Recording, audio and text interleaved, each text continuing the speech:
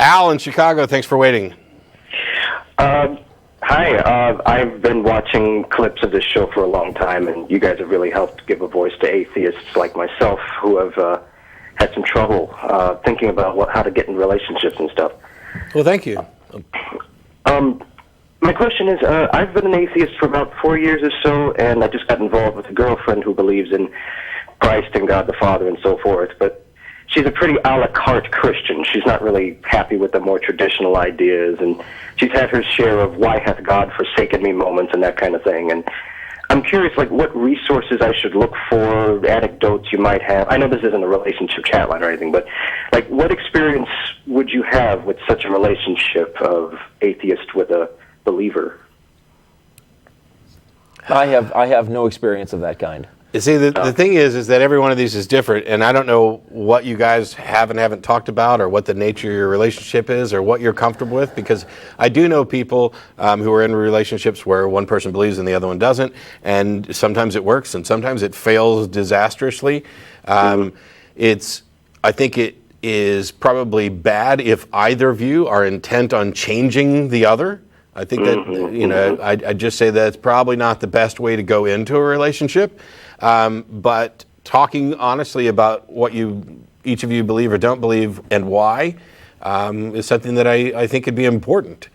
So it's not, I could list resources, Guy P. Harrison's book, 50 Reasons People Give for Believing in God, things like that. But that's all about trying to change her, or trying to, at least enlighten her as to why you don't believe. True. Go ahead. Is your lack of belief a problem for her? It isn't. The most she's ever said is, in those final moments, if I pass away before her, it'll be more of a I'll miss you kind of thing. It's more like she believes that she'll probably go to heaven, but she doesn't know what happens to me. And that's the only thing that rubs me the wrong way about it. Well, you could let her know that she's not going to heaven either. Yeah, no.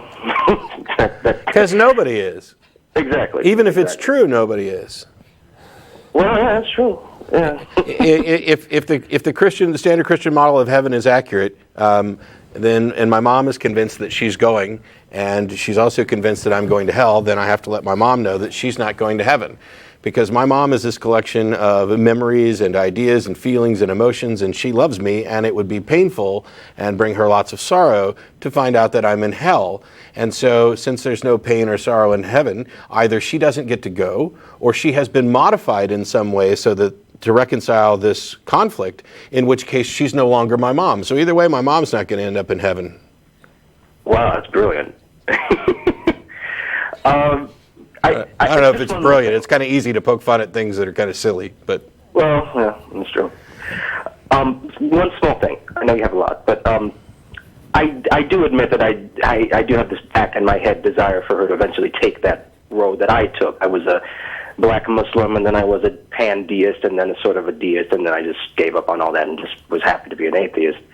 Do you notice that people just simply have that predisposition to be questioning and get to that point, or do you find that, I know this is a convoluted question, but do you find that people can just have certain experiences and watch Atheist Experience and end up having that kind of aha moment?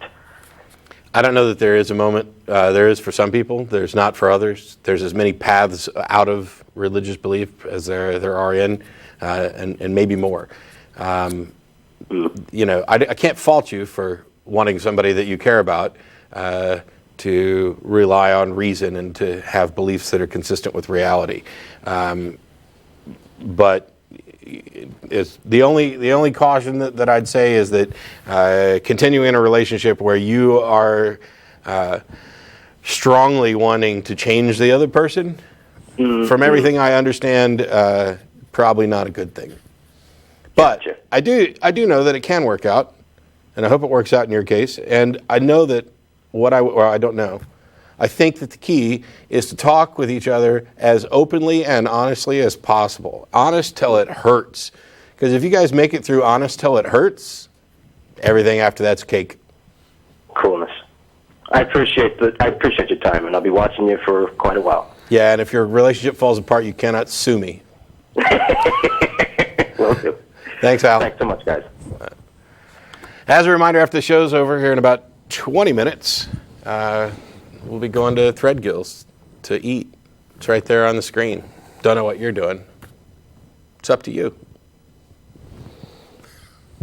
The rules are silly. Joss in Round Rock, Texas. Hey, you're close to home. Yes, I am. It's a pleasure to have the opportunity to speak with you guys. Thanks for calling. I am recently becoming